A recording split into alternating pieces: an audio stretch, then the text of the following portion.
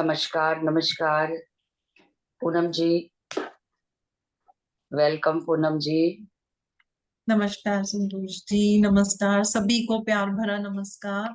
बहुत बहुत स्वागत करती हूँ आपका ध्यान नेपाल ग्रुप में। नमस्ते, हम सबका नमस्ते स्वीकार कीजिए। नमस्कार जी, नमस्कार नमस्कार। हम सब तैयार हैं इतनी सुंदर बुक का स्वाध्याय सुनने के लिए। और ओवर टू यू नाउ। आप सबको मेरा प्यार भरा नमस्कार। और सबसे पहले, before I start, I express my gratitude to my first guru, my parents.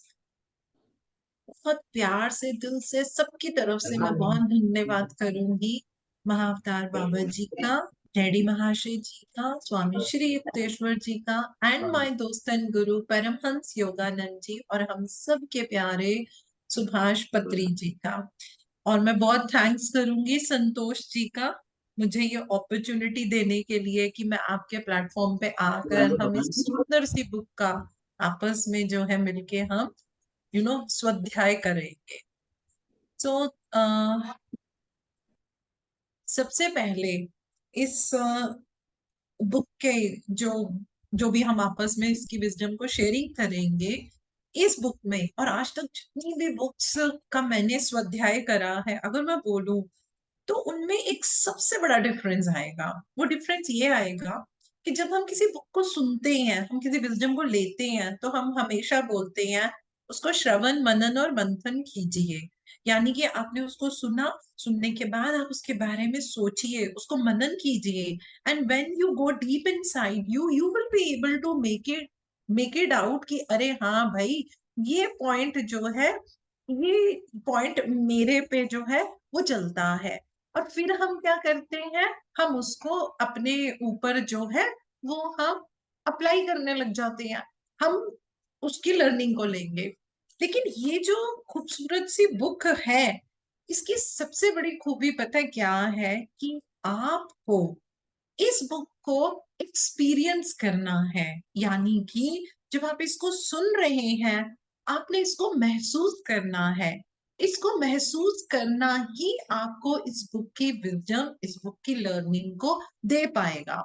मैंने भी जब इस बुक के बारे में जब पढ़ा था, और जब मैंने इस प्यारी सी बुक को खरीदा था, तो ऐसे लगता था कि the wisdom of near death experiences, कि इसमें तो जिन लोगों को ये नियर डेथ एक्सपीरियंसेस हुए हैं, हमको वही पढ़ने को मिलेगा। ऐसा लगा कि हमको वही पढ़ने को मिलेगा। लेकिन जब मैंने इस बुक को थोड़ा राइटर के, और जो इसके राइटर हैं डॉक्टर पैनी सरतोरी, उनके पॉइंट ऑफ व्यू से जब मैंने इसको सुनना और समझना शुरू किया, तो मेरे को तो ऐसा लगा कि इस बुक का ये जो विजडम है, ये हम सबको एक्सपीरियंस करना चाहिए। और वो एक्सपीरियंस हम कैसे कर पाएंगे, जब हम इसको सिर्फ एक कहानी की तरह ना सुन के हम इसको महसूस करेंगे। This is the most beautiful part of this book, कि आप इसको पढ़ने के साथ साथ आप इसको एक्सपीरियंस करेंगे। जब आप इसको एक्सपीरियंस करेंगे, तो जो मैंने एक्सपीरियंस किया है, आपकी सोल ये लर्निंग ले लेगी। उस लर्निंग की मैं बात कर रही हूँ, जिस लर्निंग से हम अपने आप को जाने अनजाने, अपनी आत्मा को उससे दूर रखते हैं। क्योंकि हम कितनी भी बात करें, हम कहीं ना कहीं अपने आप को बॉडी लेवल से ही एसोसिएट करते हैं। तो ये कुछ खासियत है जो, जब मैंने इस बुक को पढ़ा था, काफी लंबा टाइम हो गया है, अब मैंने दोबारा से इसको खोला अपने स्वाध्याय के लिए, तो वो चीज मैंने उस समय रियलाइज करी थी, जो मैं अब आपसे शेयर कर रही हूँ। तो आज शायद, जैसे अगर मैं फॉर्मली बोलूं, जो इसके चैप्टर हैं 1 से लेकर 10 तक हैं, तो आज शायद मैं इसका चैप्टर नंबर 1 भी शुरू नहीं कर पाऊंगी। क्यों? क्योंकि इस बुक को एक्सपीरियंस करने के लिए आपको कुछ अलग तरीके की बातों को सुनना, समझना बहुत जरूरी है। जब आप उनको समझेंगे, तब ये आपके लिए एक सहज, एक ग्रेजुअल सा प्रोसेस बन जाएगा, and you will be able to experience each and everything. तो हमारे को ये जानना बहुत जरूरी है कि ये जो इसके राइटर हैं, जो डॉक्टर पेनी है, कैसे उनके दिमाग में ये आइडिया आया, किस तरीके से उन्होंने नियर डेथ एक्सपीरियंसेस के ऊपर रिसर्च करी कि आज ये बुक कितनी फेमस है और इनसे हम लोगों को इतना ज्यादा अपनी सोल की अपलिफ्टमेंट के लिए, प्रोग्रेस के लिए भी हमारे को जो है वो ज्ञान मिलता है। राइटर ने ये बताया है, जो कि एक आईटीयू में जो है ये सीनियर नर्स थी, इंटेंसिव थेरेपी यूनिट, वहां पे जैसे हमारे यहाँ आईसीयू बोलते हैं, वहां पे आईटीयू बोलते हैं। तो वहां पे ये एक नर्स थी।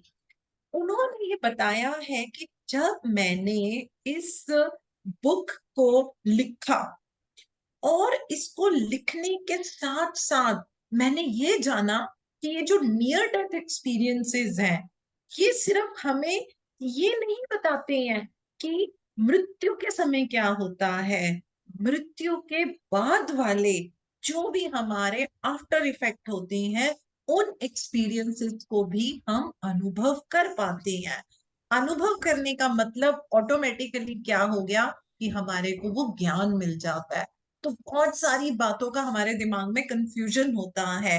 हम कुछ चीजें सुनते हैं, सोचते हैं, तो वो हमारे को क्या होता है, एक बड़ी खूबसूरती से हमारे को वो क्लैरिटी मिलनी शुरू हो जाती है। तो राइटर ने इसकी शुरुआत कहाँ से करी है, ये बताते हुए करी है कि हम लोग एक ऑल्टर्ड स्टेट ऑफ कॉन्शियसनेस की बात करते हैं। हम सब, यू नो, ऑल आर ध्यानीज, we are very well aware of this thing कि हम लोग एनर्जी बीइंग्स हैं, we have that chetna is there. हमको ये भी मालूम है कि हम उसी सोर्स से, उस प्योर चेतना से, कॉन्शियसनेस से आए हैं। और कैसे कैसे जब हम इस शरीर में आते हैं, तो हमारा जो चेतना का स्तर है वो ईगो कॉन्शियसनेस के ऊपर चला जाता है। अब अगर हम कहें कि हमें अपने सोर्स पे जाना है, तो हमें अपने चेतना के स्तर को जो है वो हमें एक्सपेंड करना होता है, हमें इंक्रीज करना होता है।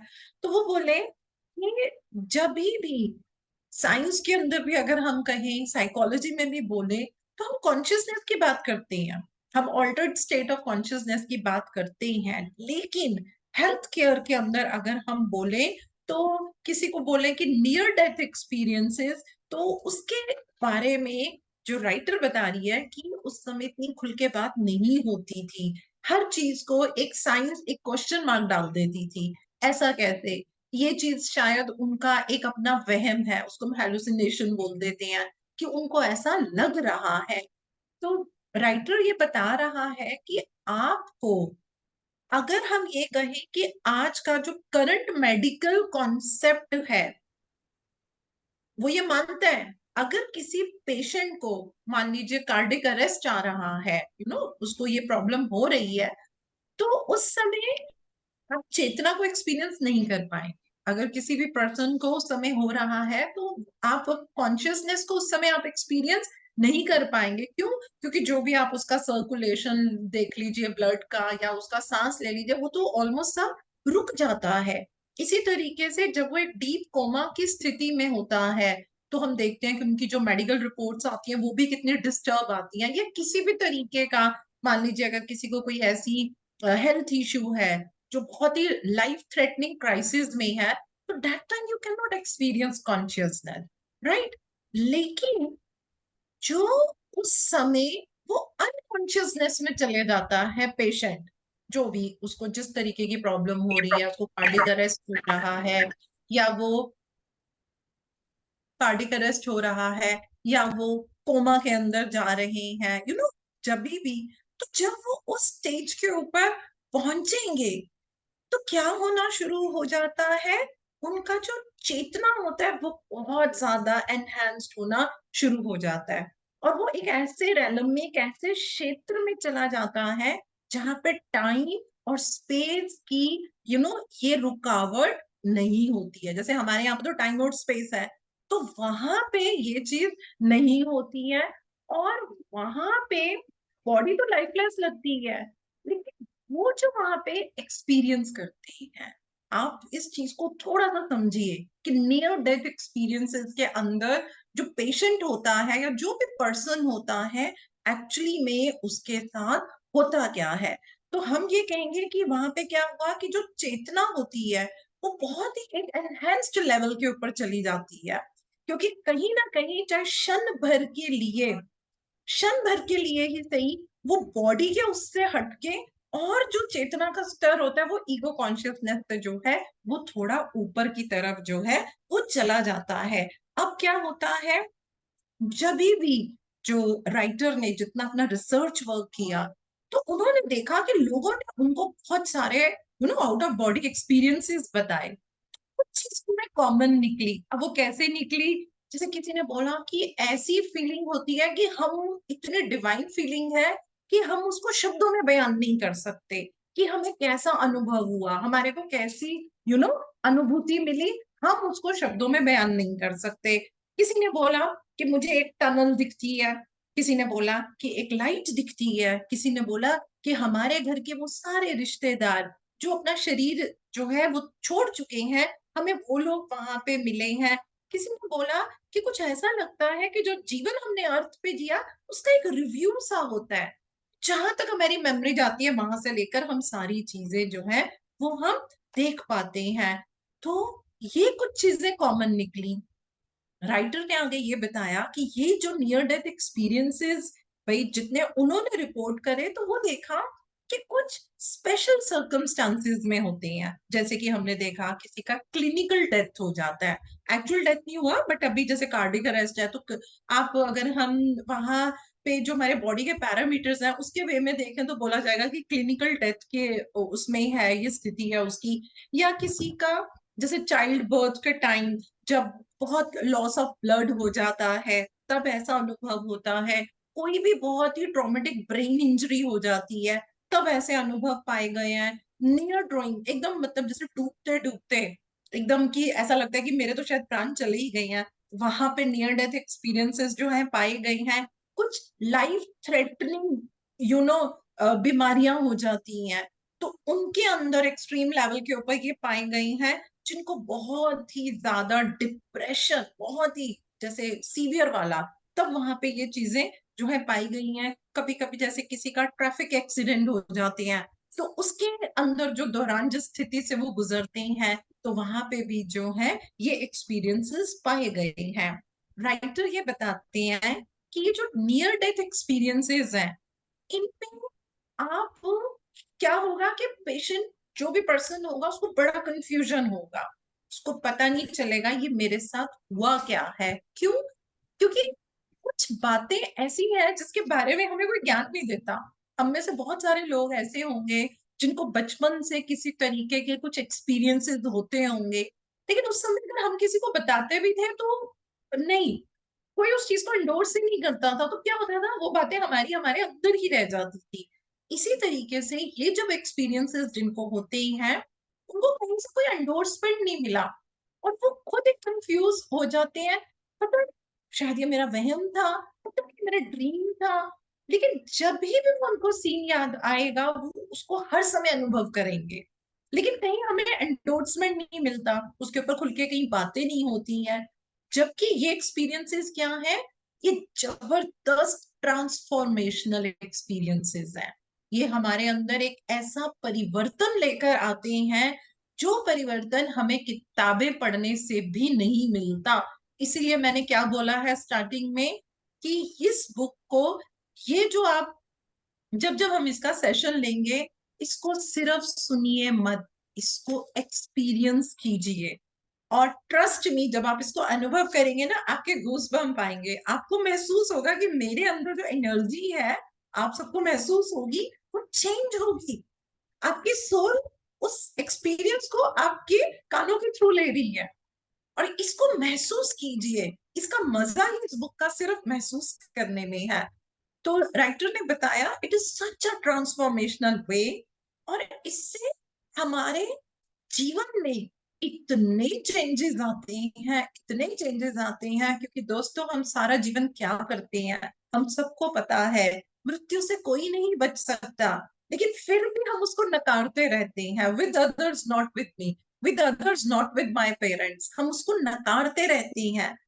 हमें लगता है हम जीवन जी रहे हैं, अगर सोच के देखें हम मृत्यु जी रहे हैं, लेकिन हम उसको नहीं मानते हैं। हम सिर्फ अपने आप को जीवन तक ही बांध के रखते हैं और हमको डर लगता है कि नहीं हमसे ये मृत्यु की बात मत की जाए। लेकिन जिन जिन लोगों को ये एक्सपीरियंसेस हुआ है, जैसे जैसे हम आगे इस बुक की मैं हम आपस में जब शेयरिंग करेंगे, then you will come to know how beautiful learning we all can experience through this book. हम इतनी खूबसूरत विजडम को जो है एक्सपीरियंस कर सकते हैं जो शायद हमें किसी बुक में नहीं मिलेगा। तो वो बताते हैं कि आपका जीवन जीने का नजरिया बदल जाएगा। जो हमने आज तक अपने अंदर जो जागरूकता रखते हैं, whatever inside we keep for our life, जबरदस्त तरीके से बदल जाती है। कहते हैं ना, अभी हम कोशिश करते हैं, oh I am not this body, मैं तो आत्मा हूं, मैं तो परमात्मा हूं, मैं क्रिएटर हूं। हम तो इसी में लगे हुए हैं, हम यही सब कर रहे हैं, और जो बहुत अच्छी बात है। लेकिन जब हम इन एक्सपीरियंसेस को करेंगे, तब हमारे को वो जो एक इंसाइट मिलेगी, वो जो एक जागरूकता मिलती है, वो हमें कहीं नहीं मिलती है। और उन्होंने बताया कि हमारे अंदर ये जो मृत्यु को लेके भय होता है, ये एकदम चला जाता है। मेरे पास आज तक जितने भी पेशेंट आए हैं, 99% पेशेंट्स ने क्या बोला है? हाँ, हमें मृत्यु से भय लगता है। हाँ, हमें मृत्यु से भय लगता है। वो मृत्यु का भय यहां से निकल जाएगा।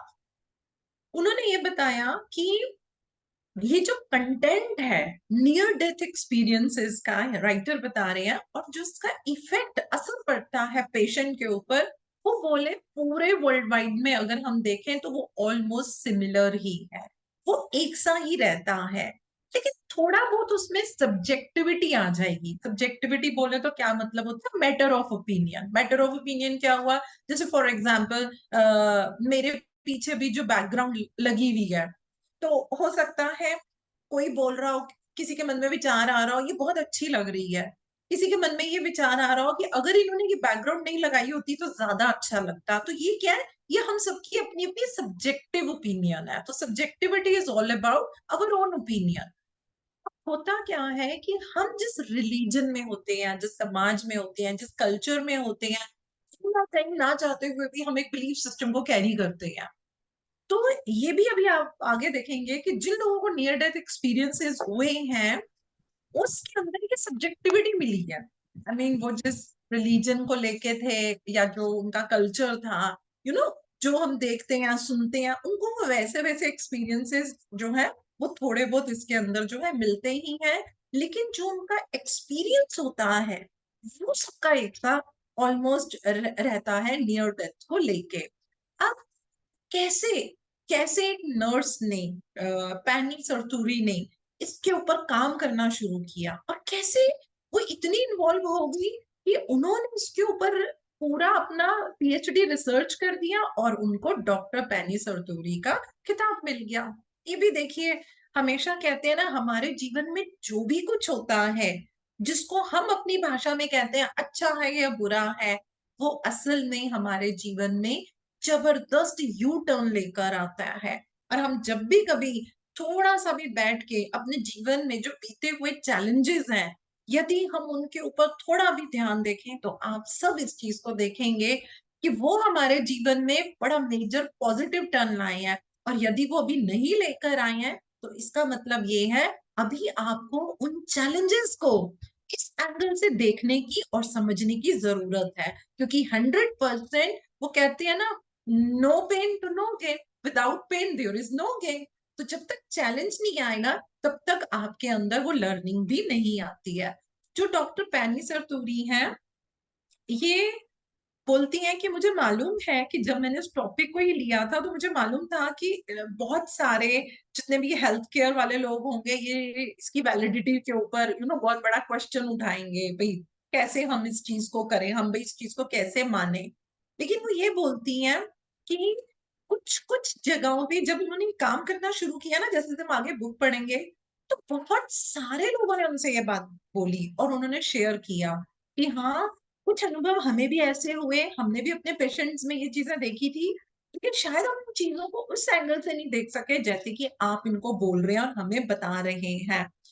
और इन्होंने थ्रू आउट अपनी रिसर्च के अंदर, जब भी हम कोई रिसर्च करते हैं, तो हम कुछ सैंपल कलेक्ट करते हैं। जैसे कि अभी मैं अपनी रिसर्च कर रही हूँ, तो उसमें मैं भी मेडिटेशन और चैंटिंग भी कर रही हूँ, और मैं साथ में कुछ अपना स्केल्स ले रही हूँ।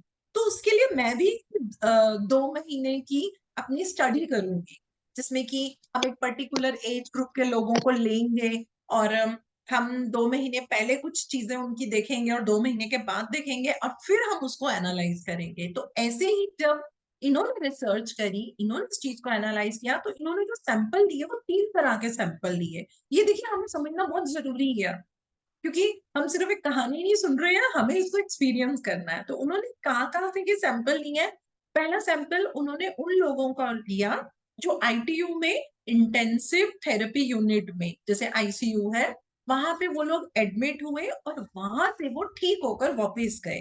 तो कुछ सैंपल उन्होंने उन लोगों से लिए, कुछ सैंपल उन्होंने उन लोगों से लिए जिनको कार्डिक अरेस्ट पड़ा और फिर उससे वो बचे, तो कुछ वहां से उन्होंने सैंपल लिए। और तीसरा सैंपल जो है उन्होंने उन लोगों से लिए जब इन्होंने अपनी रिसर्च के बारे में फैलाया कि मैं इस चीज के ऊपर रिसर्च कर रही हूँ। तो बहुत सारे लोग जिनको नियर डेथ एक्सपीरियंसेस हुए हुए थे लेकिन डर के मारे उन्होंने कभी किसी से शेयर नहीं किए थे, तो वो लोग आए, उन्होंने शेयर किए। तो ये 3 तरीके के सैंपल इकट्ठे करके इन्होंने जो है अपनी रिसर्च को जो है वो पूरा किया है। और उन्होंने ये भी बताया है कि आप सब लोगों ने एक चीज सुनी होगी, हम बोलते हैं हमारे को कुछ लूसिड एक्सपीरियंसेस होते हैं या लूसिड ड्रीम्स आते हैं। उसका क्या मतलब होता है? हम सो रहे हैं, हमको ड्रीम आ रहा है, मुझे पता चल रहा है कि ये मुझे ड्रीम आ रहा है। ऐसा होता है ना कभी कभी कि हमें पता चलता है कि मैं सो रही हूँ लेकिन ये मुझे ड्रीम आ रहा है, तो उसको हम लूसिड एक्सपीरियंसेस बोलते हैं। तो उस समय भी क्या होता है कि वो एक्सपीरियंसेस हमें कहाँ हो रहा होता है? हमारी चेतना में होता है, हमारी कॉन्शियसनेस के ऊपर हो रहा होता है। और उस समय जो हमारी ब्रेन की एक्टिविटी होती है वो ऑलमोस्ट हमारी एकदम बंद होती है। तो वो बोले मेडिकल ओपिनियन में इस चीज को रिकंसाइल करना थोड़ा डिफिकल्ट है, लेकिन जैसे जैसे इन्होंने रिसर्च करी तो मेडिकल फर्टिलिटी के लोग भी इनके साथ मिले और उन्होंने काफी इस चीज को जो है वो उन्होंने एंडोर्स किया। अब देखिए कुछ लोगों के साथ कैसा पाया गया है कि जिनको नियर डेथ एक्सपीरियंसेस हो जाते हैं ना, तो उनको बाद का जीवन उनके लिए बहुत डिफिकल्ट हो जाता है, बहुत डिफिकल्ट हो जाता है। वो जो उस एक्सपीरियंस को ले लेते हैं ना, उसके बाद इस धरती पे, इस चेतना में उनको रहना, उनको जो जीना है वो थोड़ा सा मुश्किल उनको लगा। और देखिए हम आज जिस किताब की बात कर रहे हैं, डॉक्टर पैनी को इसको लिखने में 20 years लगे हैं। तो आप दोस्तों सोच के देखिए, जो छोटी सी हम बुक पढ़ने समझ रहे हैं आपस में, इस देर सोचिए एक किसी इंसान की रिसर्च का 20 सालों का जो उन्होंने उसको कंक्लूजन निकाला है। वी आर सो ब्लेस्ड कि हम सब उसको आपस में शेयर कर रहे हैं। अब इन्होंने ये बताया कि कैसे ये आई, कैसे इन्होंने ये सेंस किया कि ये मेरे पेशेंट को क्या हो रहा है और मुझे उस चीज को जो है कैसे मुझे इसके ऊपर रिसर्च करनी है। तो इन्होंने बताया कि जैसे हमारे जो जैसे इंटेंसिव यूनिट के अंदर जो पेशेंट होते हैं वो इतने होश में तो होते नहीं है। तो नर्स आती हैं तो वो क्या करती हैं, वो पेशेंट का पोजीशन आपको पता है ना बेड में चेंज करते हैं ताकि बेड सोल वगैरह उनको ना हो जाए। तो वो बोले कि मैं वो कर रही थी। तो जब वो कर रही थी तो उनको आईसीयू में किसी के बेड में वहां पे वो ऐसे बजर लगे होती हैं, तो वो बजर बजा जिससे ये पता चल रहा था कि ये जो पेशेंट है इसको कार्डिक अरेस्ट हो रहा है। तो ये दूसरे पेशेंट का बेड चेंज कर रही थी। वो जिसका बजर बजा, वो मतलब इनकी ड्यूटी नहीं थी उस बेड के ऊपर, लेकिन जब बजा तो ये बोलती है कि मैंने क्या किया, मैं फटाफट भाग के मैं वहां पे गई। और वो बोली कि एकदम मेरे अंदर जैसे इमरजेंसी से, मतलब मैं घबरा गई कि अरे देखो ये पेशेंट को एकदम क्या हो रहा है। तो शी वॉज द फर्स्ट कि इन्होंने उसको जो है जो भी मेडिकल उस समय देना था इन्होंने वो दिया और उन्होंने फटाफट सबको बुलाया, सब इकट्ठे हो गए और जो भी उन्होंने ट्रीटमेंट देना था उनको दिया, सीपीआर वगैरह दिया, ऐसे करके उन्होंने सब कुछ दिया। तो ये बोली कि उसका नाम बॉब था। तो वो बोली मैं पता नहीं मेरे को क्या हुआ, मैं एकदम ऐसे बोलने लगी, come on Bob, come on, come back to us, come back to us, वापस आओ, अभी तुम्हें नहीं जाना। और बोली कि मेरे को इतना मैं लाउड बोल रही थी, मैं इतना लाउड बोल रही थी और कहती पता नहीं मुझे क्यों हो रहा था कि मतलब हम और बेस्ट क्या कर सकते हैं कि हम इसको जाने मत दें, हम इसकी जान बचा ले, हम इसकी जान बचा ले। तो वो बोले थोड़े टाइम बाद करते करते धीरे धीरे वो पेशेंट स्टेबल हो गया, मतलब वो स्टेबल हो गया एंड वो वापस आ गए। तो वो बोली कि उसके बाद क्या हुआ कि वो बोल नहीं पाते थे, लेकिन वो मतलब वापस आ गए। तो वो बोली वो वेंटिलेटर पे ही थे, सारा वेंटिलेटर के ऊपर वो चल रहे थे, लेकिन वो जब भी उनको देखती थी उनसे बात करती थी, हेलो मॉम कैसे हो, ठीक हो रहे हो, बिल्कुल ठीक हो जाओगे, ऐसे करके वो चल रहे थे। लेकिन वो तो कोई बात ही नहीं कर सकते थे, तो वो स्माइल तक नहीं कर सकते थे, वो अपना हाथ तक भी नहीं हिला पाते थे। पहले वो ये कर पाते थे, वो नहीं कर पाते थे। तो धीरे धीरे ये बोली कि उनकी तबीयत कुछ दिनों के बाद थोड़ी थोड़ी करते करते और खराब होने लगी, और 10 दिनों के बाद उनकी जो है मृत्यु हो गई। तो वो बोली मुझे बहुत ऐसा लगा कि हम लोगों ने इतनी कोशिश करी, हम लोगों ने इतनी मतलब मेहनत करी, और पहले भी वो 1 महीने से थे। तो वो कहती है मुझे ना कुछ ऐसा होने लगा, बिकॉज वो बोली उस time I was very young and full of enthu. तो कहती है मुझे बड़ा ऐसा लगा कि बस कुछ ऐसा होना चाहिए, मतलब जैसे हम किसी को मरने ही ना दे, मतलब कोई पेशेंट आए तो बस हम उसको ठीक ही करें।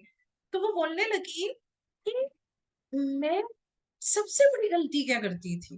देखिए देखिए कितनी सेंसिटिव बात है, क्योंकि ये प्रश्न मैंने बहुत सारे डॉक्टर्स से पूछा हुआ है जो आईसीयू में काम करते हैं। जब मैंने इस बुक को नहीं पढ़ा था, मैंने तब भी ये क्वेश्चन उनसे पूछा हुआ है। तो उसने कहा कि हमने कभी ये महसूस नहीं करा पेशेंट क्या फील कर रहा होता है, ये कभी नहीं महसूस किया। डॉक्टर क्या देखता है, उसके घर वाले क्या महसूस कर रहे हैं, है ना। घर वाले ये देखते हैं ये डॉक्टर कितना एफर्ट लगा रहा है, लेकिन कभी हमने ये महसूस करने की कोशिश नहीं करी एक पेशेंट जो वेंटिलेटर पर है या जो अनकॉन्शियस स्टेट में है वो क्या महसूस करता है। हमको तो ऐसे लगता है वो तो कुछ महसूस ही नहीं कर रहा है, हमको तो वहां से कुछ रिस्पॉन्स ही नहीं मिलता।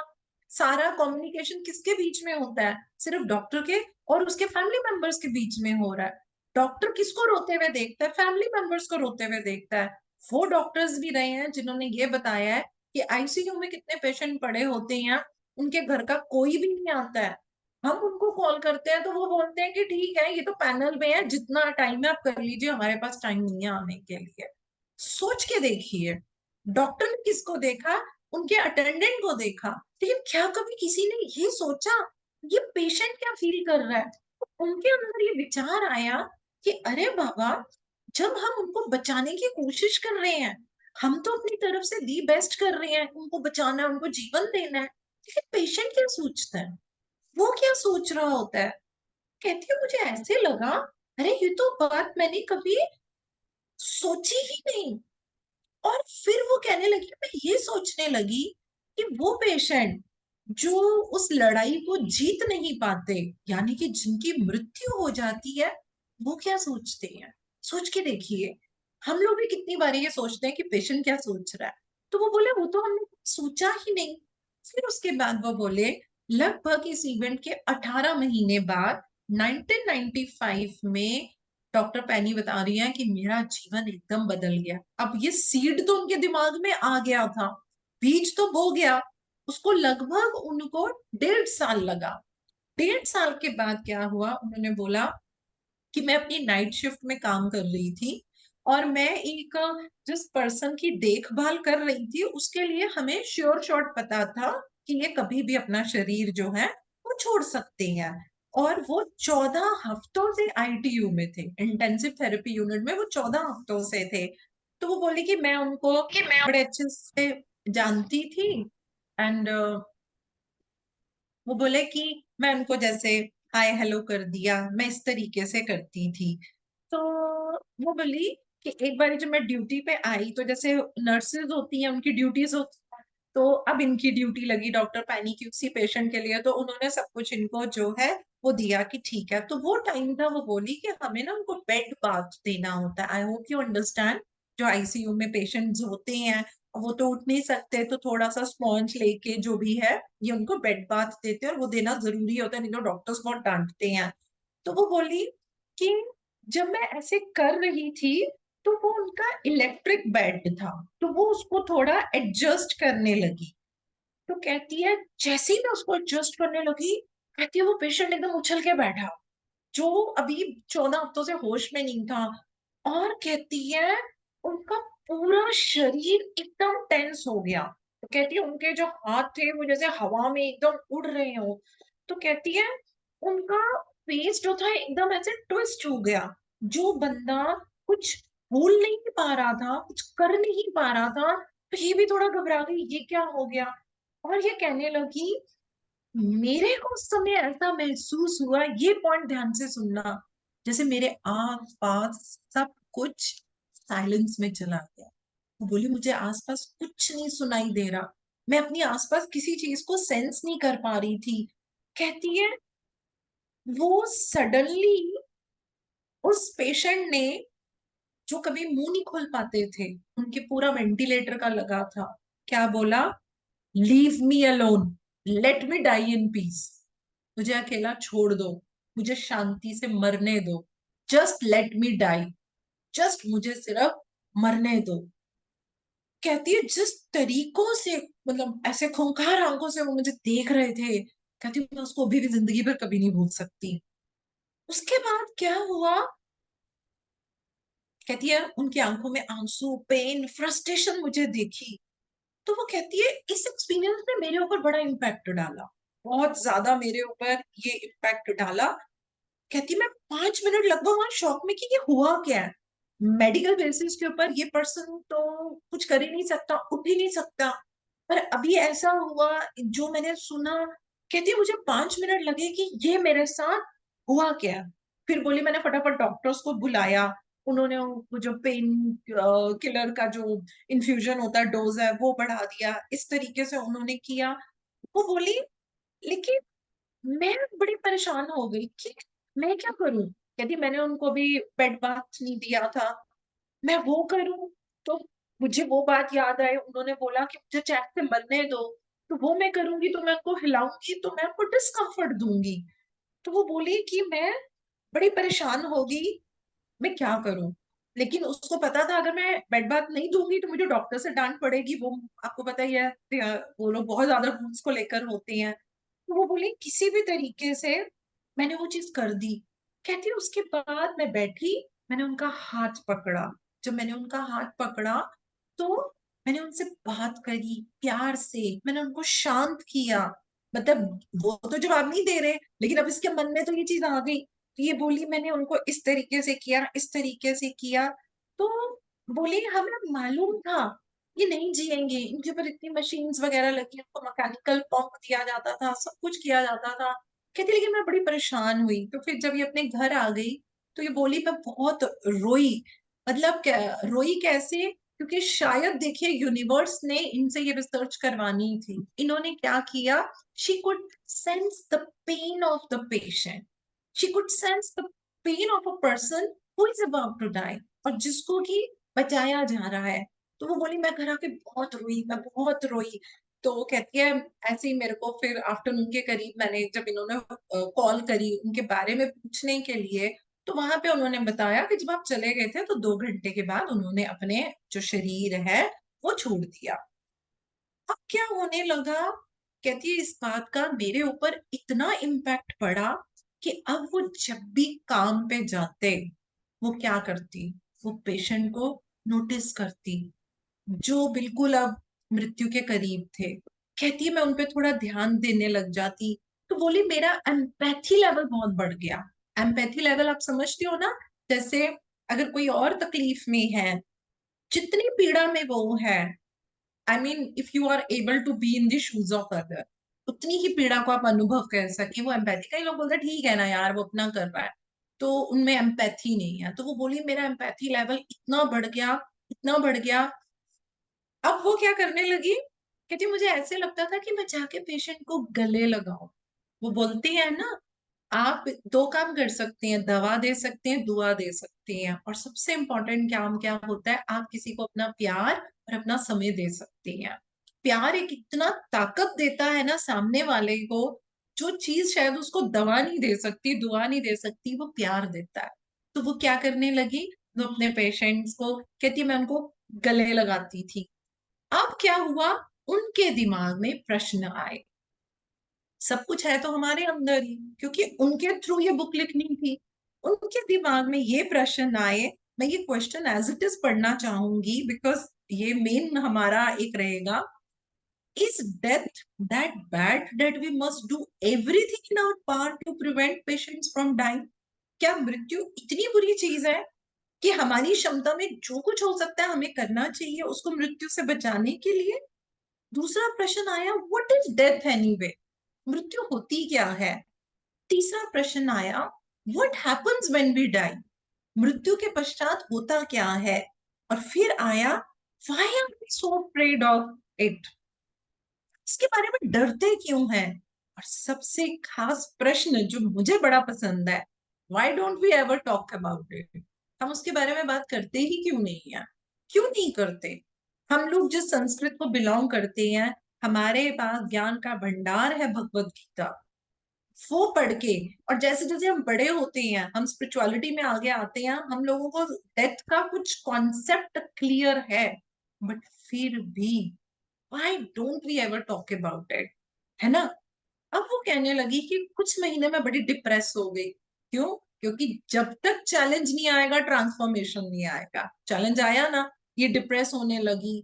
बोली मेरे को ऐसे लगने लगा हर समय मैं ऑटो पायलट मोड पे चली जाती हूँ, and I made so much inquiries. अब ये क्या करने लगी कि भाई इंटेंसिव थेरेपी यूनिट के में हम और अपने आप को कैसे ट्रेन कर सकें। यानी कि वो क्या कोशिश करने लगी कि मृत्यु से बचा सके। तो बोली मैंने बड़ी जगह पता किया, मुझे कहीं भी कुछ भी ऐसा नहीं मिला, कोई एडवांस कोर्स ऐसा कुछ भी नहीं हुआ।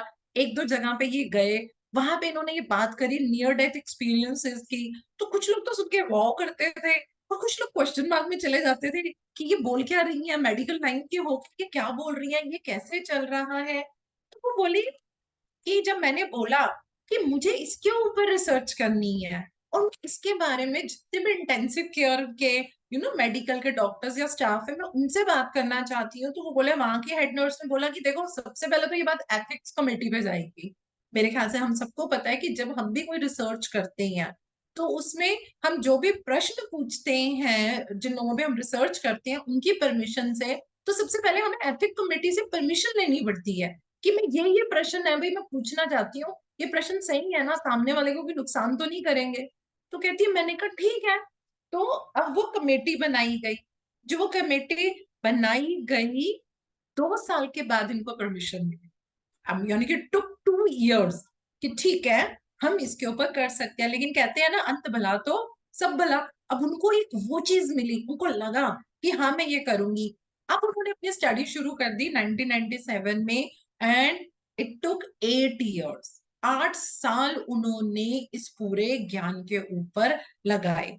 उन्होंने बहुत सारे लेक्चर्स अटेंड किए, इससे जुड़ी मतलब बातें होने लगी, नॉर्मल लोगों से वो बातें करने लगी, धीरे धीरे टीवी के ऊपर ये बातें आने लगी कि भाई ऐसे नियर डेथ एक्सपीरियंसेस के ऊपर जो है वो रिसर्च की जा रही है। अब क्या होने लगा, बोले कि जब मैंने रिसर्च किए तो आप चैलेंजेस देखिए, बिना चैलेंज के तो कोई रिजल्ट आएगा नहीं। अब उससे लेके लोगों के दिमाग में बड़े मिसकंसेप्शंस थे। It happens as and when you start doing something, some people will be there, they will be supporting you, and many people will be there, they will be opposing you, and आपको तब भी balance रखना है। तो वो बड़े उस पे बातें आने लगी, वो ऐसे बोलने लगे ऐसा कैसा भी लाइफ आफ्टर डेथ कैसे है। तो मतलब आप क्या करना चाह रहे हो, आप डाइंग प्रोसेस के ऊपर ध्यान दे रहे हो? तो फिर बोला कि नहीं, हम डाइंग प्रोसेस पर इसलिए ध्यान दे रहे हैं ताकि हम जो डाइंग पेशेंट होते हैं हम उनकी केयर अच्छे तरीके से करने लगे। तो somehow she met with so many people, बहुत लोगों से मिली। थोड़े बहुत लोग आए जिन्होंने बताया कि हाँ हमने भी देखा हमारे पेशेंट का डेथ हो रहा था। तो उस समय स्टार्टिंग में इनको जो कार्डियक अरेस्ट वाले थे वो कुछ ज्यादा मिले अनुभव, जिन लोगों के साथ ये चीज हुई हो। फिर उसके बाद कुछ लोग क्या बोलते हैं ये हेलुसिनेशन है। अब देखिए सिंस मतलब थोड़ा साइकोलॉजी में हम लोगों को काफी ये सिखाया जाता है डिफरेंट हेलुसिनेशन क्या है। जैसे कि देखो, जब हम शुरू में नया नया मेडिटेशन करते हैं तो लोगों को एनर्जी एक्सपीरियंसेस पूछते हैं तो सीनियर मास्टर्स बताते हैं कि हाँ नहीं नहीं इसका ये होता है, इसका वो होता है। धीरे धीरे जो मेडिटेटर अभी करता है उसको चीजें समझ में आने लगती हैं। फिर हमें विजन्स होते हैं, फिर कईयों को मैसेजेस मिलते हैं। अब वो मैसेजेस कैसे मिलते हैं, सबको एक से नहीं मिलेंगे। शुरू में तो समझ ही नहीं आएगा, धीरे धीरे समझ में आना शुरू हो जाता है कि मैसेजेस कैसे मिलते हैं। ओ अच्छा, हाँ ये मुझे मैसेज मिल रहा है। आपको एनर्जीज कनेक्ट होती है, पता चल जाता है, एनर्जी शिफ्ट होती है, हमें पता लगने लग जाता है। ऐसे तो देखो ना, सभी की वो चीज रहती है। तो अब उसमें क्या होने लगा कि वो भी बोले ये तो सिर्फ हेलुसिनेशन है, लेकिन धीरे धीरे they could find the difference between hallucination and these experiences। वाकई में ये अनुभव ये क्या है, वो थोड़ा थोड़ा आने लगा। आपने एक टर्म सुनी होगी, स्लीप पैरालिसिस, पैरालाइज करके बोलते हैं, जिसमें कि ऐसा लगता है कि कोई मेरा गला दबा रहा है, और उस समय आपको लगेगा मेरी आंखें नहीं खुल रही और मेरा गला दबा रहा है। लोगों को इस स्थिति में बहुत एक्सपीरियंसेस होते हैं। अब वो बोलेंगे कि नहीं ये तो तुम्हारा भाई वो ये स्लीप पैरालिसिस का, ठीक है मेडिसिन ले लो, ये कर लो।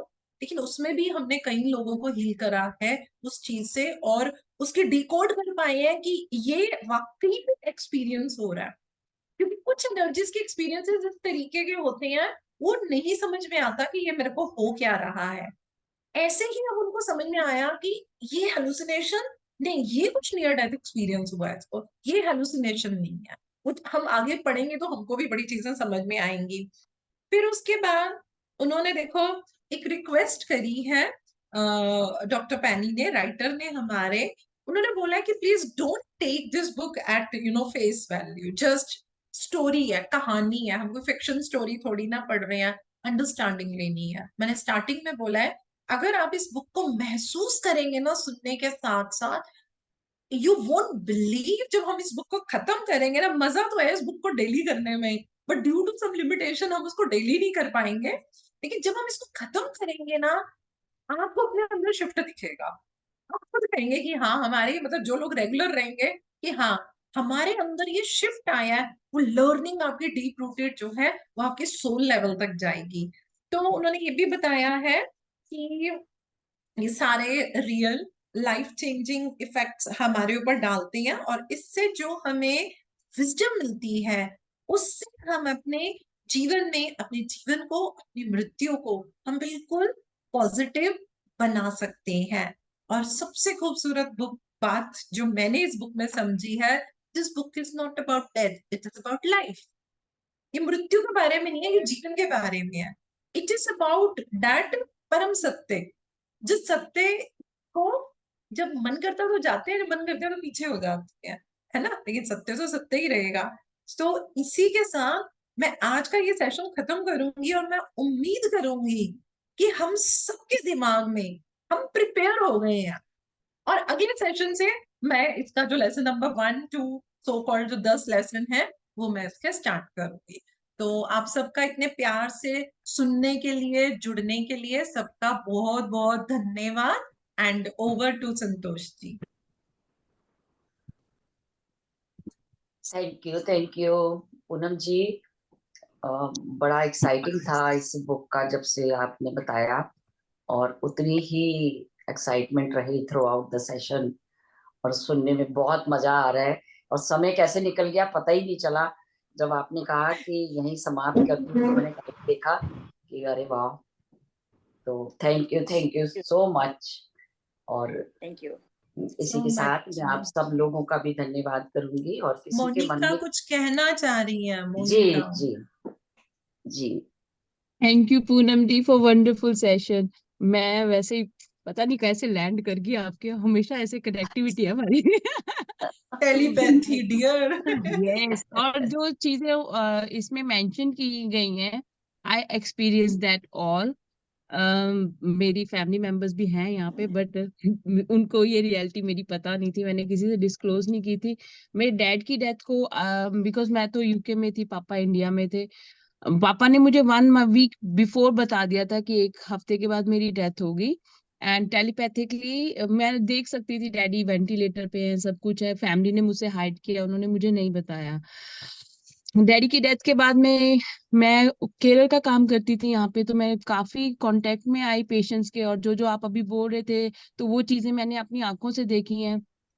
फिर आफ्टर कोविड ऐसा हुआ कि मुझे वैक्सीन रिएक्ट कर गई, और सेकेंड वैक्सीनेशन के रिएक्शन की वजह से क्या हुआ, I collapse twice, complete shut down.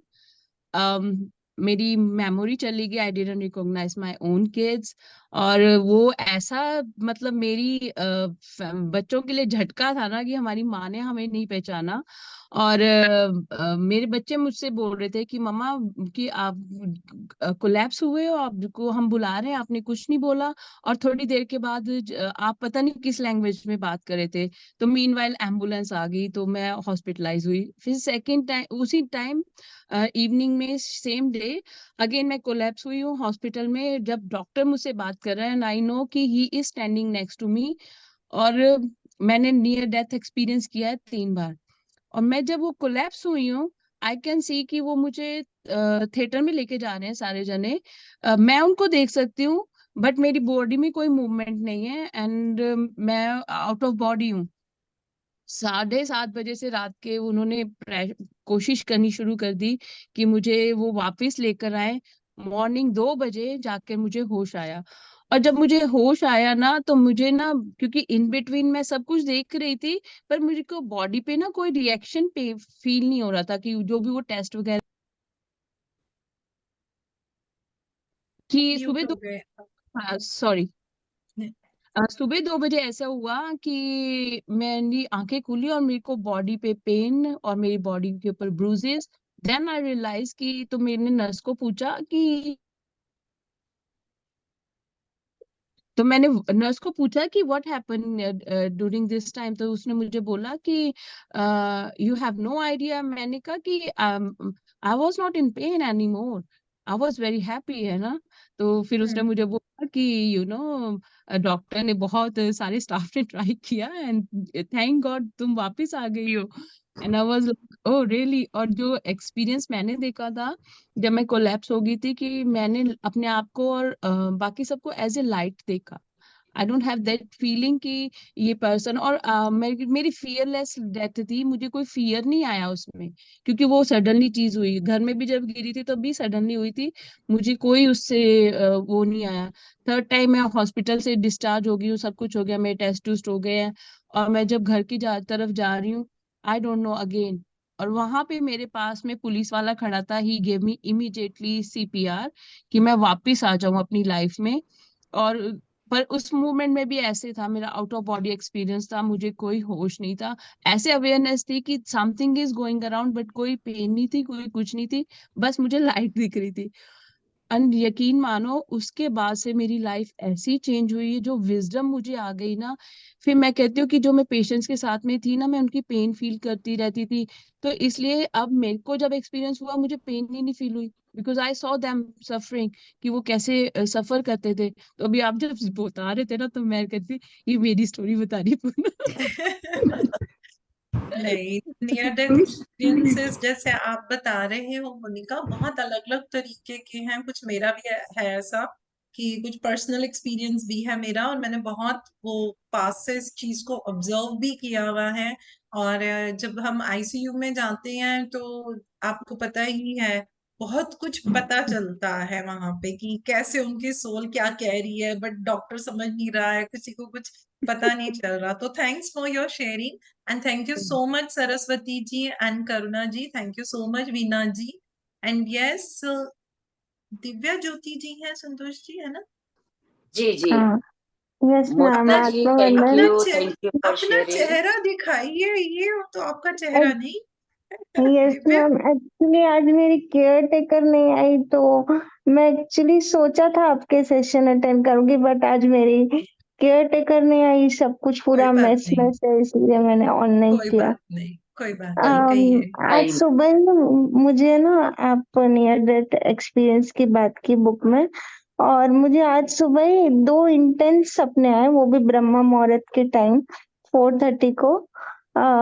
2 सपने आए बैक टू बैक। एक तो मैंने जब जैसे ही मैं तुरंत उठी, एंड मुझे लगा अच्छा, मैंने सपने में खुद की डेथ देखी, एंड मैं बड़ा खुश थी कि ओके, हाँ मुझे भी डर नहीं लग रहा था। मैंने कहा अच्छा ओके, मेरे को ऐसा लग रहा था मैं डीप स्लीप में सो रही हूँ, एंड ओके मेरी डेथ हुई, तो ओके मेरे को कोई पेन या कोई सफरिंग नहीं थी। फिर मैं अचानक से उठी, मतलब मेरा ड्रीम टूटा तो मैं, अच्छा ये ड्रीम था, मैं जिंदा हूँ। फिर उसी टाइम मैंने संतोष मैम को कॉल करके मेरा ड्रीम शेयर भी किया था, क्योंकि मैं जैसे ही उठी और व्हाट्सएप चेक किया तो आपका फ्लायर था कि आज हम नियर डेथ एक्सपीरियंस के बारे में बात करेंगे। एंड देन मुझे उसके बाद मैं वापस सो गई तो मुझे फिर से एक ड्रीम आया जिसमें एक बच्चा आया था मेरे पास, एंड वो मुझे बोलता है, मेरा हाथ पकड़ के, चलो चलो मैं तुम्हें लेने आया हूँ, लेने आया हूँ।